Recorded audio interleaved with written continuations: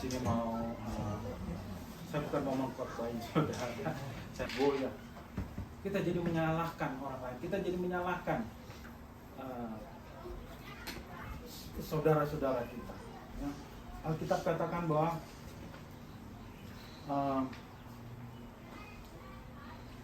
di dalam Alkitab dalam Hosea dikatakan umatku binasa karena tidak mengenal Allah. My people are destroyed for lack of knowledge. Ya, saudara, kalau saudara tidak kenal ya, siapa saudara di dalam Kristus, ya, saudara akan destroy.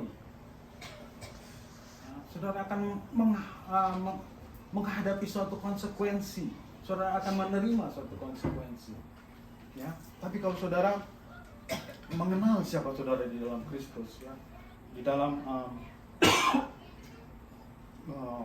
Matius dikatakan setiap orang yang mendengar perkataanku ini dan melakukannya, ia sama dengan orang yang bijaksana. Matius 7 ayat 24-25. Setiap orang yang mendengar perkataanku ini dan melakukannya, ia sama dengan orang yang bijaksana yang mendirikan rumahnya di atas batu.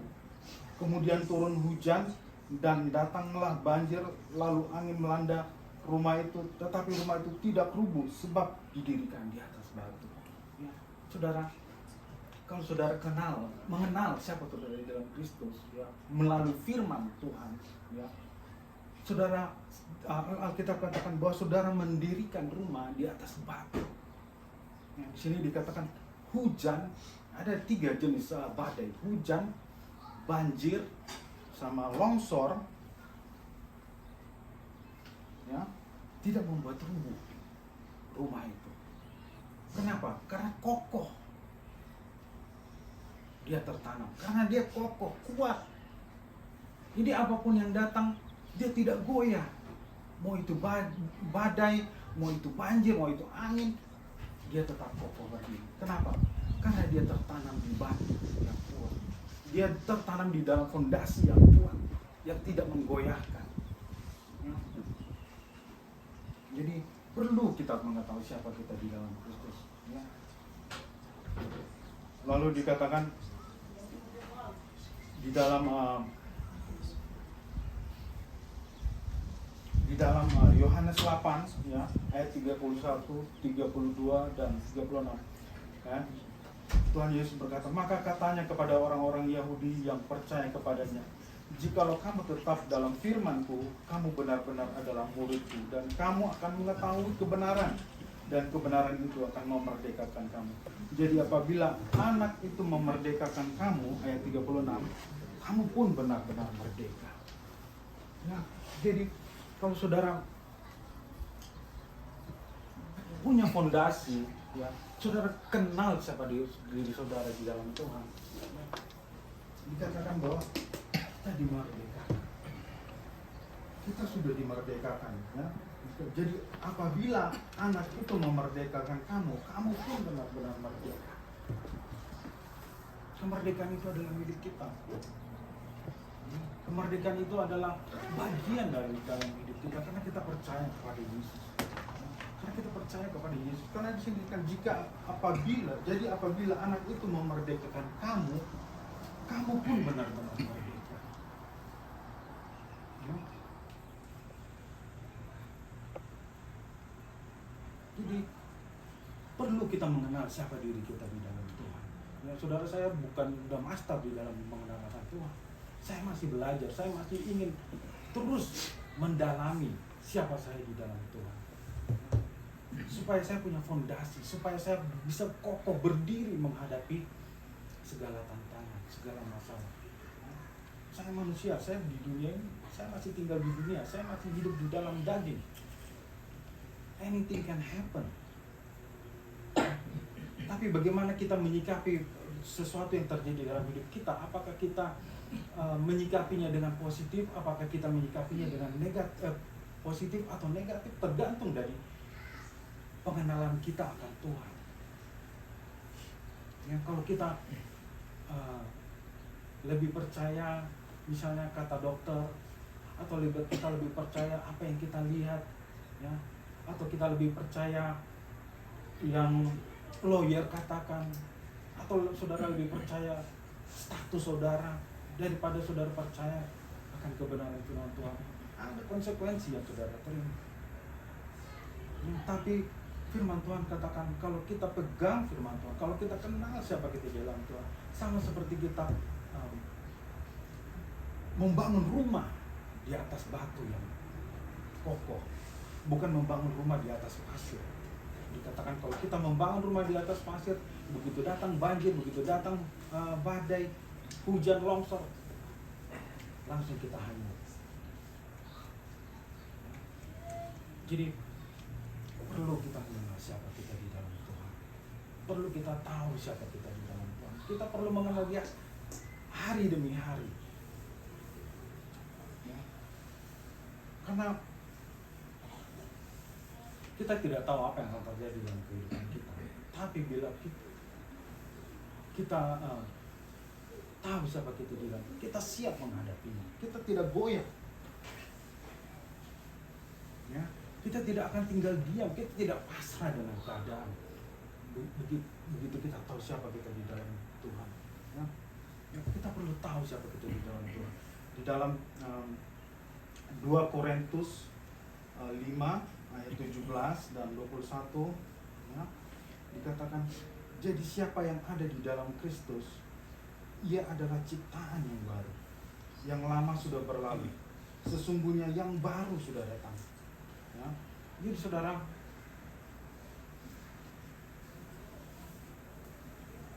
di dalam Kristus kita adalah ciptaan yang baru. Ya. Mungkin saudara lihat, saya begini-begini aja, saya tetap sakit, saya tetap begini, saya tetap begitu. Ya.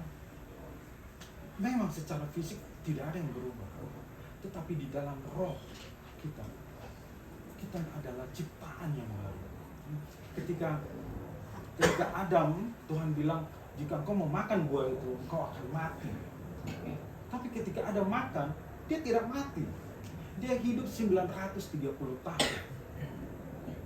Apakah Tuhan berdusta? Apa Tuhan berbohong ketika dia bilang, engkau akan mati ketika kamu makan buah? Saudara, Tuhan tidak bisa berbohong. Nah, kalau dia berbohong, hancur dunia, hancur universe ini. Karena universe ini ditopang oleh firman Tuhan. Jadi ketika Adam jatuh di dalam dosa, ya, dia tidak mati secara fisik, tetapi dia secara spiritual dia terpisah dari Tuhan. Dia terpisah dari Tuhan. Oleh sebab itu, ketika dia jatuh dalam dosa, ya, Tuhan mengorbankan korban sembelihan, dan kulit dari binatang itu dipakaikan jadi pakaian buat Adam dan Hawa. Jadi saudara, Adam terpisah secara roh, begitupun kita. Ya, ketika firman Tuhan katakan kita di dalam Kristus adalah ciptaan yang baru, ya, itu bukan terjadi secara fisikal. Ya bisa yang dari spiritual ini manifest ke secara di dalam fisikal kita, tetapi esensinya roh kita adalah ciptaan yang baru. Mungkin saudara tidak rasakan, ya. Mungkin saudara tidak bisa melihat secara fisik, tapi firman Tuhan tidak mungkin salah. Firman Tuhan tidak mungkin gagal. Firman Tuhan tidak mungkin meleset. Kalau dia bilang A, pasti A. Oleh sebab itu, kalau firman Tuhan katakan, saudara adalah ciptaan yang baru, ya, mau saudara percaya, mau saudara tidak percaya, mau saudara bilang, kenapa saya begini kalau saya ciptaan baru, firman Tuhan tidak akan berubah. Ya, saudara akan tetap menjadi ciptaan yang baru. Mau saudara percaya atau tidak percaya, tapi itu kembali kepada saudara. Apa saudara mau percaya atau tidak? Tapi Tuhan tidak pernah berdusta. Tuhan tidak pernah gagal. Ya. Nah, jadi lalu di ayat 21 dikatakan, dia yang tidak mengenal dosa telah dibuatnya menjadi dosa karena kita. supaya dalam Dia kita dibenarkan oleh Allah. Nah, Dia yang tidak mengenal dosa telah dibuatnya menjadi dosa karena kita. Saudara, kalau saudara katakan saya tidak berdosa, ayat firman ini Tuhan ini tidak berlaku buat saudara. Karena ayat ini berlaku hanya bagi orang yang berdosa. Alkitab katakan bahwa sejak dari dalam kandungan kita sudah berdosa. Jadi kalau saudara katakan saudara tidak berdosa, ayat firman Tuhan ini nggak berlaku. Dan saudara bukan tidak dibenarkan di dalam Kristus. Tapi kalau saudara berdosa, saudara mengaku bahwa saudara berdosa, dan saudara bersalah dan butuh untuk diselamatkan, firman Tuhan ini berlaku buat saudara. Ya. Jadi saudara, Alkitab katakan yang lama sudah berlalu. Sekarang saudara adalah manusia yang baru. Bukan secara fisik, secara spiritual. Saudara, spiritual saudara itu eternal. Tubuh jasmani saudara kembali menjadi tanah, tapi roh saudara, either saudara eternal di rumah Bapa atau di situ.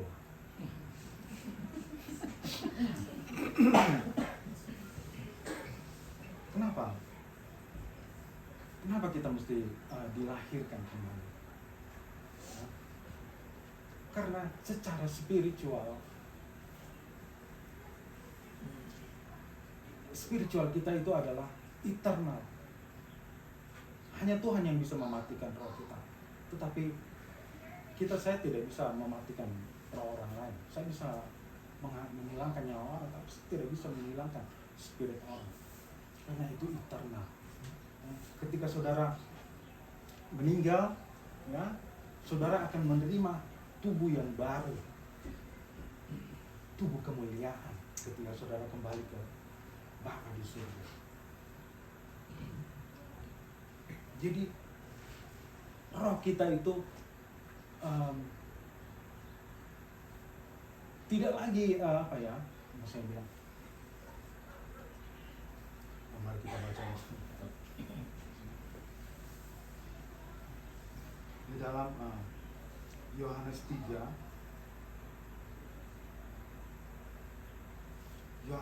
ayat 3 sampai 6, ya.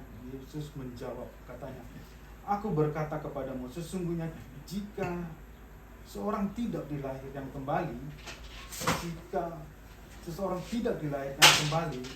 ia tidak dapat melihat kerajaan Allah."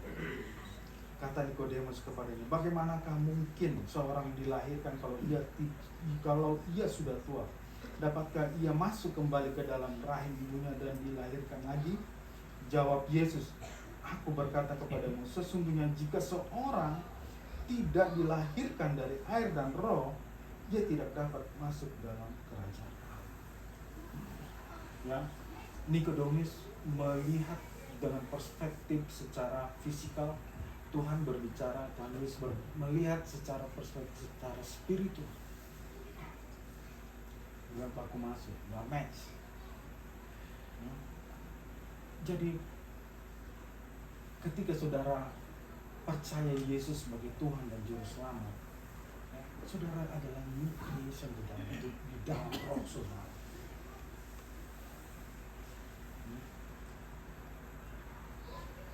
Yang membuat saudara kehilangan status sebagai new creation kalau saudara tolak Yesus. Itu aja satu-satunya. Tetapi kalau saudara terima Yesus sebagai Tuhan dan Juru Selamat, saudara adalah new creation. Either saudara percaya, tidak percaya, saudara rasakan atau tidak rasakan, firman Tuhan itu tidak akan gagal. Jadi kita perlu mengenal siapa kita di dalam Kristus. Kalau kita kenal kita siapa dalam Kristus, kita tidak kehilangan harapan. Kita jadi bukan orang yang seperti orang dunia ini yang tidak punya pengharapan. Tapi kalau kita lihat orang dunia ini, mereka percaya kepada teknologi, kepada medical science, kepada hal-hal yang dunia. Tapi kalau kita kenal siapa kita di dalam Kristus, kita percaya, kita punya pengharapan bahwa Tuhan tidak meninggalkan kita. Kita punya pengharapan bahwa Tuhan satu-satunya another help. Kalau kita misalnya lemah, kalau kita goyah,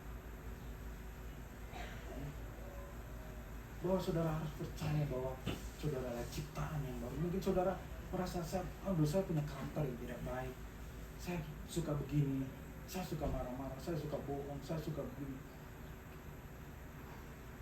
Kenapa karakter itu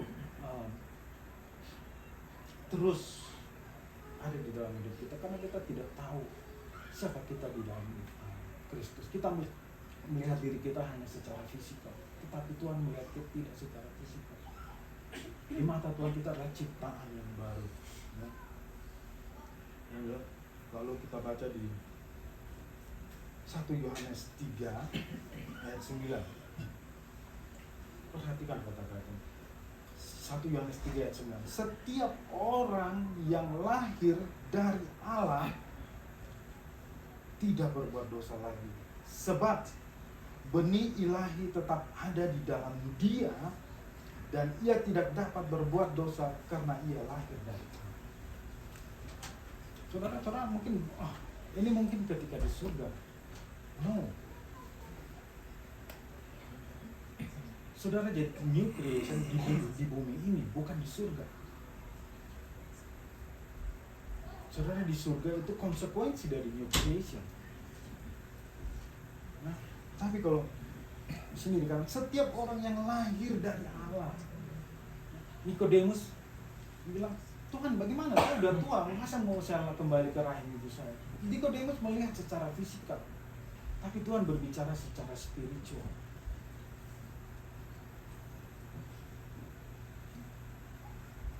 Kenapa kita masih, saya tidak sempurna, saya masih belajar, saya masih banyak kekurangan, kelemahan, ya. Tapi saya tidak fokus kepada kekurangan kelemahan saya. Saya fokus kepada apa yang firman Tuhan katakan mengenai saya. Kita seringkali fokus kepada kekurangan kelemahan kita. Kita tidak fokus apa kata firman Tuhan. Firman Tuhan katakan kita adalah ciptaan yang baru. Nah, di sini kata setiap orang yang lahir dari Allah tidak berbuat dosa. Ya. Saudara, berbuat dosa itu bukan hanya berbuat yang tidak baik. Saudara tahu yang baik, tapi saudara tidak berbuat, itu dosa. Saudara misalnya tahu, misalnya memberi pertolongan sama orang, tapi saudara nggak suka sama orang itu, harus saudara nggak tahu, itu berdosa.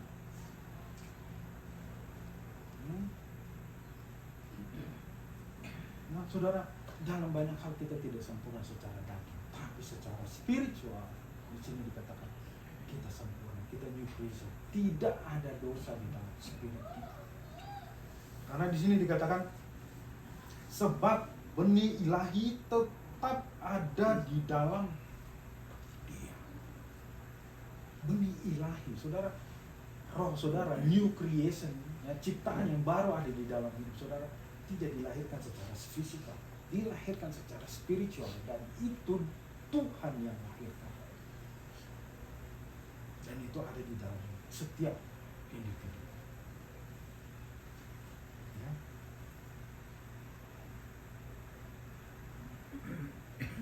Jadi saudara ada ciptaan yang baru. Tuhan tidak mengingat-ingat kesalahan saudara. Tuhan tidak ingin mengingat masa lalu saudara. Tuhan tidak menjadikan masa lalu saudara, dosa saudara untuk menahan berkat untuk saudara. Kalau Tuhan menahan berkat terhadap kita karena masa lalu kita, berarti firman Tuhan ini bohong.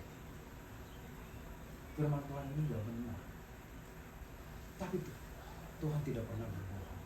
Tuhan tidak pernah berdusta. Ya. Nah, lalu di 1 Korintus 6 ayat 17, 1 Korintus 6 ayat 17. Tetapi siapa yang mengikatkan dirinya pada Tuhan menjadi satu roh dengan Dia. Bahasa Inggrisnya, but he that is joined unto the Lord is one spirit. Luar biasa. Ya. Jadi saudara harusnya punya keyakinan, punya pendirian yang teguh. Apapun yang terjadi dalam hidup saudara, ya, saudara yakin bahwa Tuhan tidak pernah meninggalkan, bahwa Tuhan tidak pernah menahan berkat-Nya kepada saudara. Kenapa? Karena semua ini fakta yang setelah sampaikan ayat Alkitab ini. Tidak ada satupun. Ya, coba kita buka di Kolose 1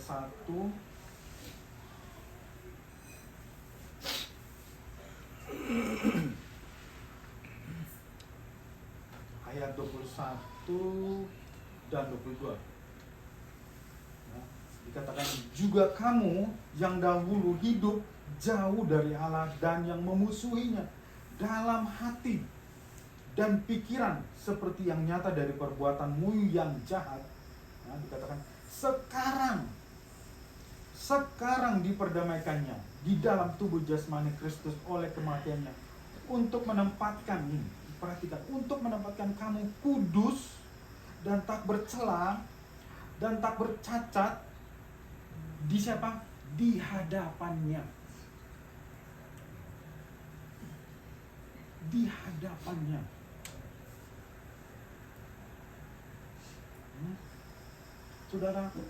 Saudara mau hidup kudus, saudara mau beramal, saudara mau bakar diri saudara mau persembahkan harta kekayaan saudara, ya. Tapi kalau saudara tidak di dalam Kristus, sia-sia.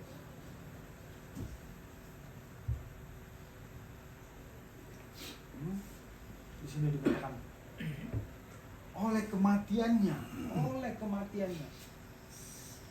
Tidak ada yang bisa membuat saudara kudus, tak bercela, tak bercacat di hadapannya. Hanya oleh kematiannya. Mau saudara persembahkan korban apa, korban bakaran, korban apa, mau saudara bakar diri saudara supaya berkenan di hadapan Tuhan, mau saudara potong jari saudara satu, telinga saudara satu, tidak membuat saudara kudus, tak bercela, tak bercacat. Hanya oleh kematian.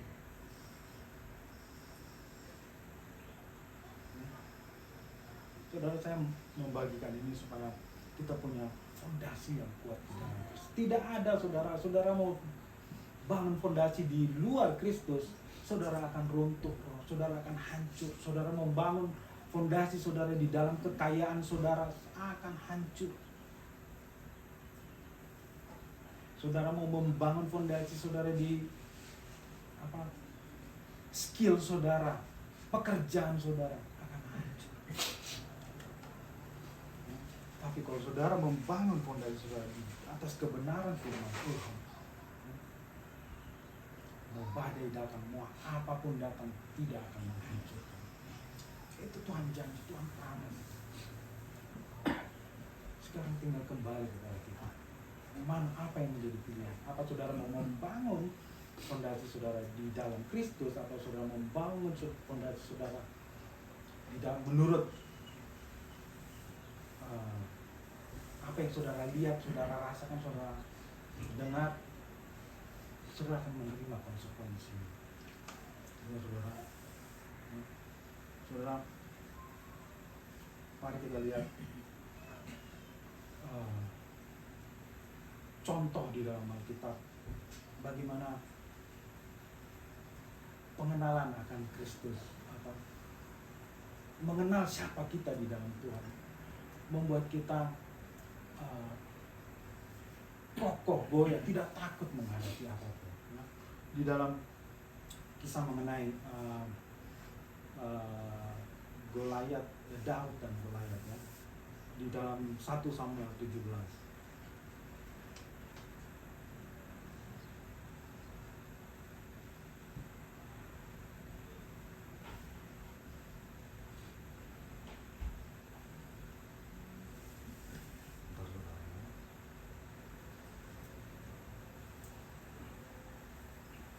Samuel 17.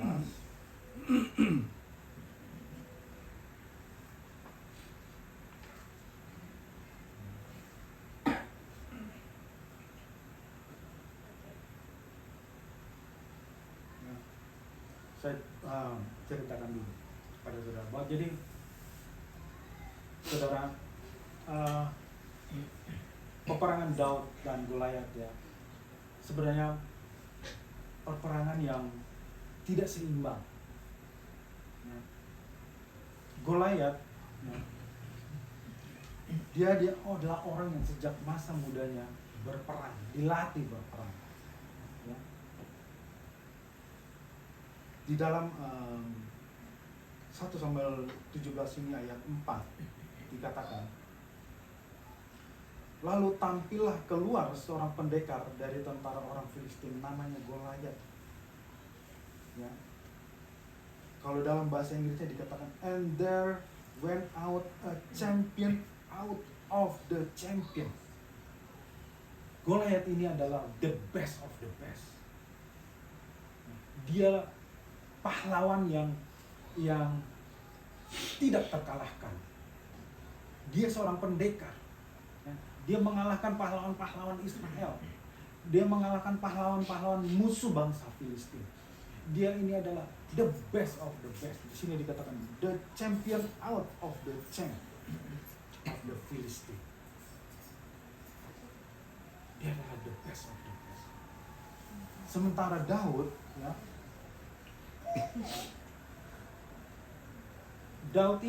saudara Daud ini nggak pernah lihat Goliat sebelumnya. Kenapa? Karena dia adalah anak bungsu bapaknya, ya. Sama seperti ketika Benjamin disuruh datang ke Mesir, bapaknya Yakub menangis sedih karena dia adalah anak kesayangan, anak bungsu. Ya. Jadi Daud tidak pernah melihat Goliat. Dia hanya mendengar dari cerita-cerita kakaknya. Ya. Lalu Daud hanya mempunyai pengalaman itu berperang melawan singa, mengalahkan beruang. Sementara Goliat dari mudanya berperang. Dia terlatih. Ya. Tapi lihat, saudara, reaksi Daud ketika dia di ayat 26, mari kita baca.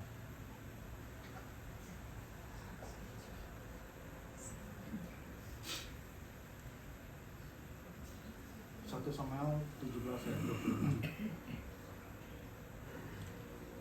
Lalu berkatalah Daud kepada orang-orang yang berdiri di dekatnya, apakah yang akan dilakukan kepada orang yang mengalahkan orang Filistin itu dan yang menghindarkan cemooh dari Israel? Siapakah orang Filistin yang tak bersunat ini sampai ia berani mencemoohkan barisan daripada Allah yang hidup? Jadi ketika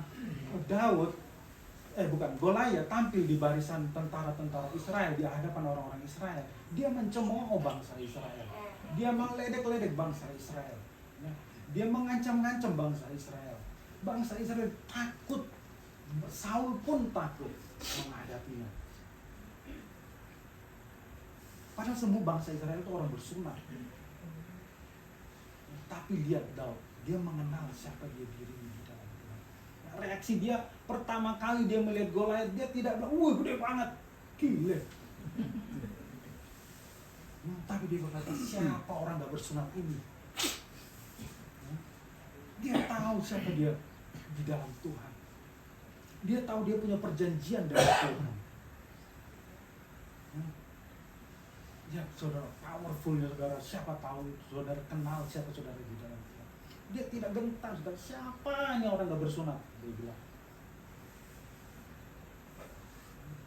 Dia pertama kali ini ketemu sama Goliat. Dia belum pernah ketemu sebelum-sebelumnya.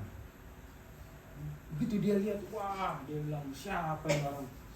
Padahal dia cuma kecil, kalau kita katakan. Dia nggak gede. Tapi lihat, begitu dicemooh sama Goliat orang Israel ketakutan. Padahal mereka juga orang bersunat, orang pilihan. Saudara lihat perbedaannya. Bagaimana sikap Daud dan sikap bangsa Israel. Coba bayangin. Ketika mereka ketika Daud menghadapi hidup dan mati, dia setitik pun tidak mundur. Dia setitik pun tidak berkata hal yang negatif akan dirinya. Malah dia justru menguatkan bangsa Israel. Karena dia tahu siapa dia di dalam Kristus. Saudara, harusnya kita lebih dari Daud. Daud dia tidak merasakan pengorbanan Yesus di kayu salib.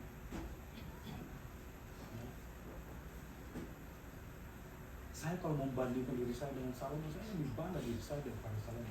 Walaupun dia berhikmat, tapi dia tidak merasakan apa yang Tuhan Yesus perbuat buat saya.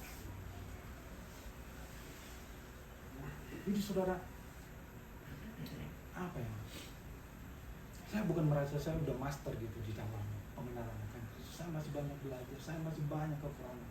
Saya hanya membagikan apa yang memberkati hidup saya kepada saudara.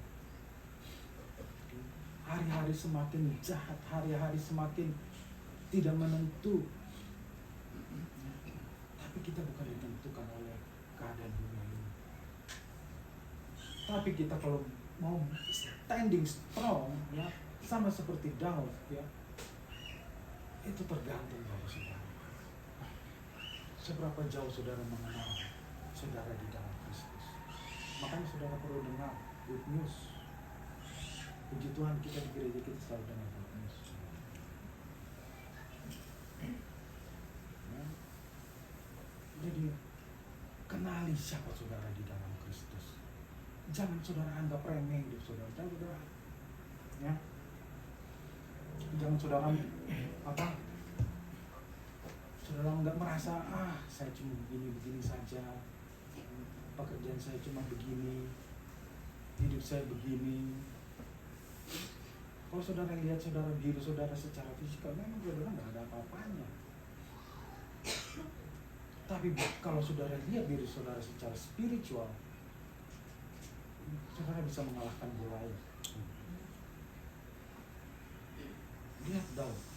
Mungkin Daud hanya setinggi saya, tapi dia tidak mundur selangkah. Malah dia kejar itu Goliat. Dia potong lehernya Goliat pakai pedangnya Goliat, bukan pedangnya dia. Jadi saudara, betapa penting saudara mengenal siapa saudara di dalam Kristus. Saudara adalah ciptaan yang baru. Mungkin saudara tidak rasakan secara fisikal, tetapi itu nyata di dalam hidup saudara, dalam roh saudara.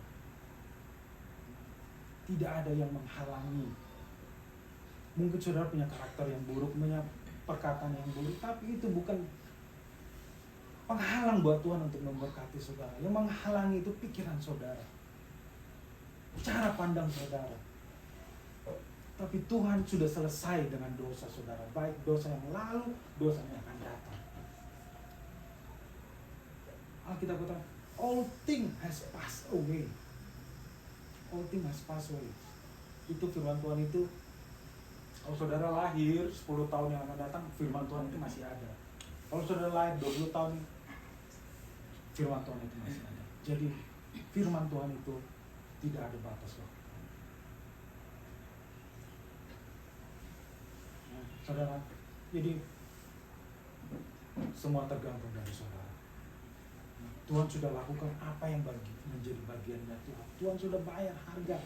Dia sudah di dalam Yesaya 53 dikatakan, sesungguhnya penyakit kita lah yang ditanggung, kesengsaraan kita Tuhan yang pikul.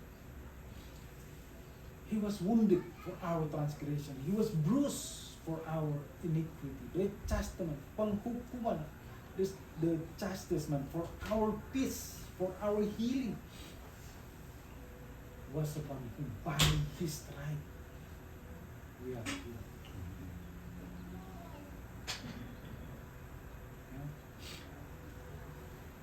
Daud bisa menghadapi Goliat karena dia punya keyakinan.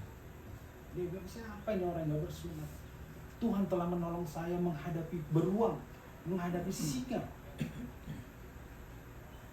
Dia katakan seperti begitu. Dia gak bilang, gede banget ini Goliat, dia gak bisa.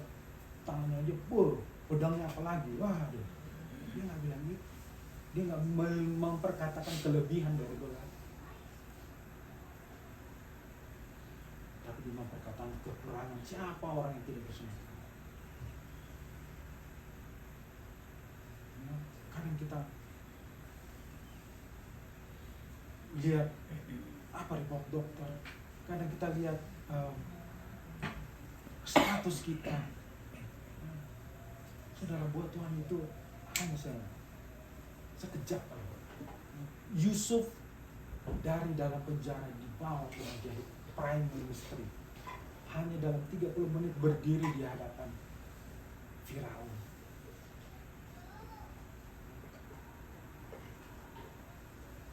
Jadi kalau saudara kenal siapa saudara, perkataan saudara pun perkataan yang positif. Pikiran saudara pun pikiran yang positif, bukan negatif. Karena saudara lihat, Daud sama bangsa Israel punya pandangan yang berbeda.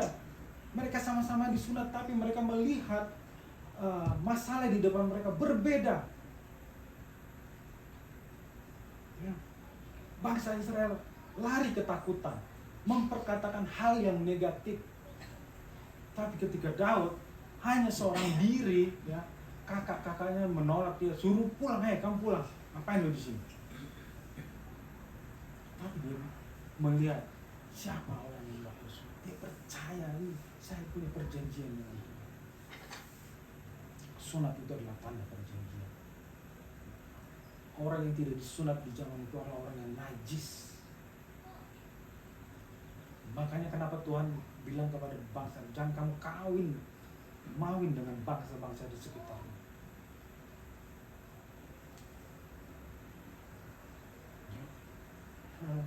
Daud yang kecil, ya, kemerah-merahan, menghadapi hidup dan mati, dia tidak getar sedikit. Karena dia tidak melihat dirinya, dia melihat perjanjiannya dengan Tuhan. Dia melihat siapa dirinya dalam Tuhan. Jadi saudara, tanamkan dalam diri saudara. Saudara ciptaan yang baru. Saudara tidak bercacat, tidak bercela, saudara kudus di hadapan Tuhan, bukan di hadapan saya, bukan di hadapan orang lain, di hadapan Tuhan. Saudara, saya mungkin punya kekurangan di mata saudara, tapi di hadapan Tuhan, Alkitab katakan, oleh kematiannya Dia telah mempersembahkan kita dengan tidak bercacat, tidak bercela di hadapan-Nya. Kalau tidak bercacat, tidak bercela, apa yang Tuhan jadikan penghalang untuk kita untuk mendapatkan berkat Tuhan? Ya. Oleh sebab itu Paulus katakan, be renew, pikiran kita, hanya pikiran kita yang membuat kita. Hanya 5 sense kita yang membuat kita lemah. Ya, tapi saudara, kalau saudara percaya, saudara renungkan, saudara perkatakan, I'm a new creation, all things has passed away, all things has passed away. Saudara katakan, sesungguhnya penyakitku yang ditanggungnya, kesengsaraanku Tuhan yang pikul. Saya tidak mau pikul penyakit saya. Saya tidak mau pikul kesengsaraan saya. Ketika istri saya hamil, dia divonis preeklamsia, saya udah takut. Nanti gimana anak gue ini udah kawin telat, nanti anak gue gimana lagi. Nah, kan? Tapi saya tidak fokus ke situ. Saya perkatakan firman Tuhan. Saya tumpang tangan. Ya. Sesungguhnya penyakitmu nak, Tuhan yang tanggung, Tuhan yang pikul. Dia akhirnya normal, cuman karena dia lebih cepat. Saya lihat orang yang lahir, bayi yang lahir preeklamsia, anak saya lahir 34 minggu, saya lihat yang 39 minggu lebih kecil segini. Dia agak sedikit dulu. Nah, itu bukan kuat dan gagah saya, bukan medikal, hebatnya medikal. truth. Makanya saya kasih nama dia Aletheia, the truth. Jadi saudara mau rasakan, saudara percaya atau tidak percaya, the truth itu ada di dalam hidup saudara. Saudara ada new creation. Mau orang bilang apa, saudara bagaimana, mau orang bilang status kamu gimana, pekerjaan kamu gimana, skill kamu gimana, jangan pusing saudara. Tuhan bisa mengubah hidup kita dalam sekejap saudara. Yusuf Tuhan ubahkan dalam 30 menit berdiri, hanya suruh jelasin mimpinya Firaun. Bagi Tuhan tidak ada yang mustahil saudara. Amin. Ya, hanya itu kabar baik yang bisa saya sampaikan. Terima kasih. Tuhan beri berkat. Nah, segmen kita nyanyi satu pujian yang tadi ya.